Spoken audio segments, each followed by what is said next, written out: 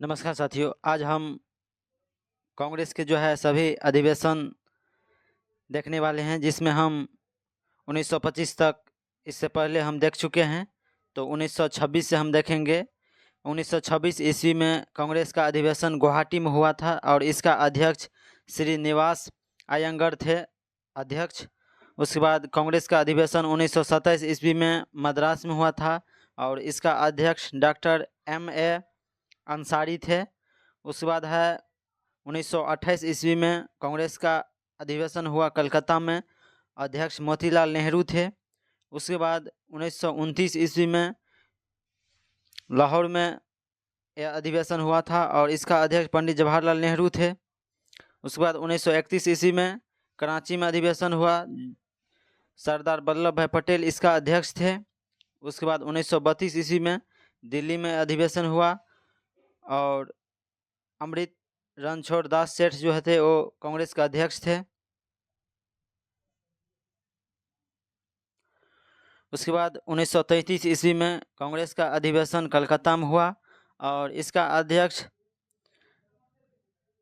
नलिनी सेनगुप्ता थे, जो भारतीय मूल के विदेशी महिला अध्यक्ष थे और यह कांग्रेस का तीसरी महिला अध्यक्ष था।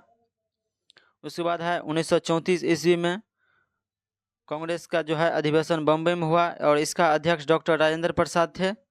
उसके बाद 1936 ईस्वी में पंडित जवाहरलाल नेहरू अध्यक्ष रहते हैं और यह अधिवेशन लखनऊ में हुआ था। उसके बाद 1937 ईस्वी में पंडित जवाहरलाल नेहरू अध्यक्ष रहते हैं और यह अधिवेशन फैजपुर महाराष्ट्र में हुआ था।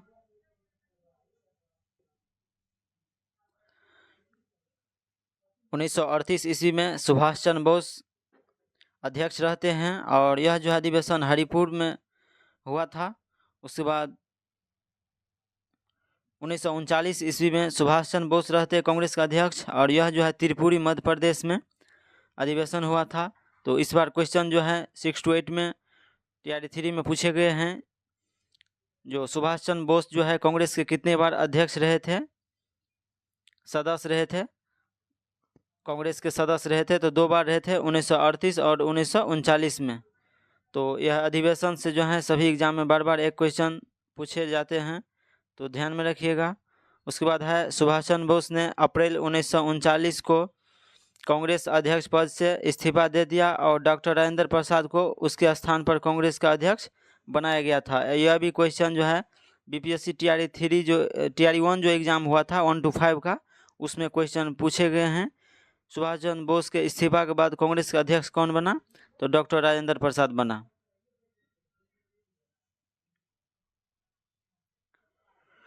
उसके बाद 1940 ईस्वी में कांग्रेस का अध्यक्ष मौलाना अबुल कलाम आज़ाद था। यह रामगढ़ महाराष्ट्र में अधिवेशन हुआ था। नहीं, 1940 ईस्वी मौलाना अबुल कलाम आज़ाद जो थे रामगढ़, जो वर्तमान समय में झारखंड में है, महाराष्ट्र में नहीं है, ये बिहार में था। जो वर्तमान समय में झारखंड में है रामगढ़, जो यह बिहार में तीसरा अधिवेशन था। तो 15 नवंबर 2000 ईस्वी को बिहार से झारखंड अलग हो गया, इसलिए वर्तमान समय में रामगढ़ झारखंड में है। उसके बाद है 1940 से 1945 ईस्वी तक कांग्रेस का अधिवेशन नहीं हुए और यह अबुल कलाम आज़ाद लगातार 6 वर्ष तक था वो अध्यक्ष बने रहे। तो सबसे लंबे समय तक कांग्रेस का अध्यक्ष कौन रहा था? अबुल कलाम आज़ाद था और यह सबसे युवा अध्यक्ष था। उसके बाद 1946 ईस्वी में कांग्रेस का अधिवेशन मेरठ उत्तर प्रदेश में हुआ और इसमें JP कृपलानी स्वतंत्रता के समय अध्यक्ष रहे और अंग्रेजी पत्रकार जन्मभूमि के संपादकर्ता था, ये भी थे।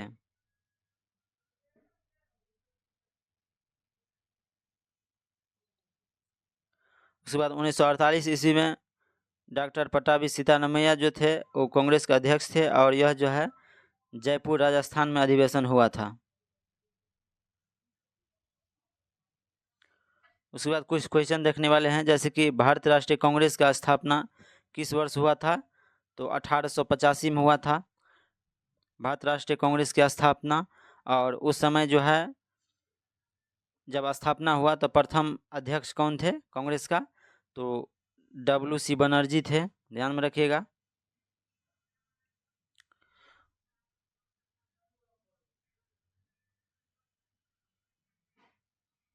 उसके बाद है वर्ष 1938 के भारतीय राष्ट्रीय कांग्रेस के हरिपुर अधिवेशन की अध्यक्षता किसने किया था? तो सुभाष चंद्र बोस किए थे।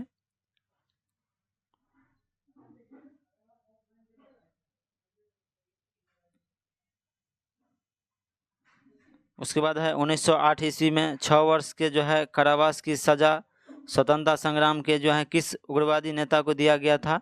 तो बाल गंगाधर तिलक को दिया गया था। कांग्रेस के जो है उग्रवादी नेता में मात्र एक लाला लाजपत राय थे जिन्होंने कांग्रेस का अध्यक्ष रहा था।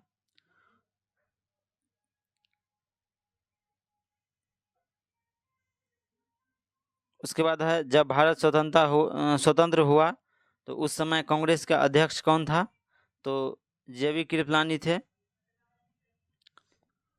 महात्मा गांधी मात्र एक बार कांग्रेस के अध्यक्ष रह चुके हैं 1924 ईस्वी में। कहाँ? तो बेलगांव कर्नाटक में जो थे, बेलगांव कर्नाटक में मात्र एक बार कांग्रेस के अध्यक्ष रहे महात्मा गांधी।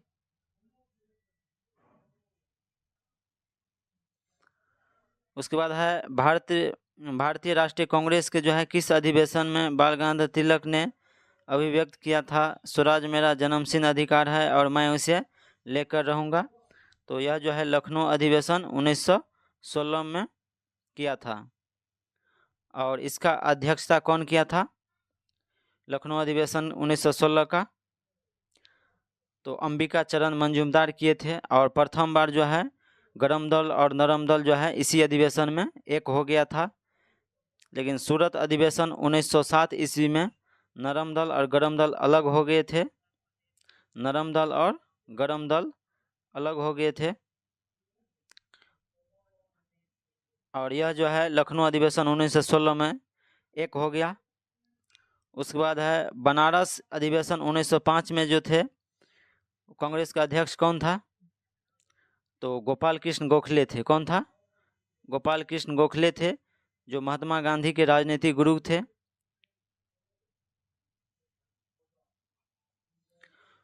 उसके बाद है भारतीय राष्ट्रीय कांग्रेस के दूसरे अधिवेशन वर्ष 1886 में। भारतीय राष्ट्रीय कांग्रेस के दूसरे अधिवेशन जो हुआ था 1886 में, इसका अध्यक्षता किसने किया था? तो दादा भाई नौरोजी किए थे। दादा भाई नौरोजी कांग्रेस के 3 बार अध्यक्ष रहे। इसका ट्रिक है, याद रख लीजिएगा, CLC, कलकत्ता, लाहौर और कलकत्ता। और प्रथम बार 1886 में और दूसरी बार जो है 1893 में और तीसरी बार जो थे 1906 ईस्वी में। तो भारतीय राष्ट्रीय कांग्रेस के जो है अध्यक्षता दादा भाई नौरोजी 3 बार रहे थे, जिसका ट्रिक है CLC, कलकत्ता, लाहौर, फिर कलकत्ता। 1886 ईस्वी में, 1893 ईस्वी में और 1906 ईस्वी में। तो ध्यान में रखिएगा। उसके बाद है कांग्रेस के मंच से जो है भारतीय राष्ट्रीय कांग्रेस के किस अधिवेशन में प्रथम बार स्वराज शब्द जो है व्यक्त किया गया था? तो कलकत्ता अधिवेशन 1906 ईस्वी में स्वराज शब्द का व्यक्त किया गया था। और इसका अध्यक्षता कौन किया था? तो दादा भाई नौरोजी किए थे। उसके बाद है बनारस अधिवेशन 1905 में हुआ था, इसका अध्यक्षता कौन किए थे? तो गोपाल कृष्ण गोखले किए थे, जो महात्मा गांधी के राजनीतिक गुरु थे। उसके बाद है सूरत अधिवेशन 1907 में हुआ था, जिसमें गरम दल और नरम दल अलग हो गए। गरम दल और नरम दल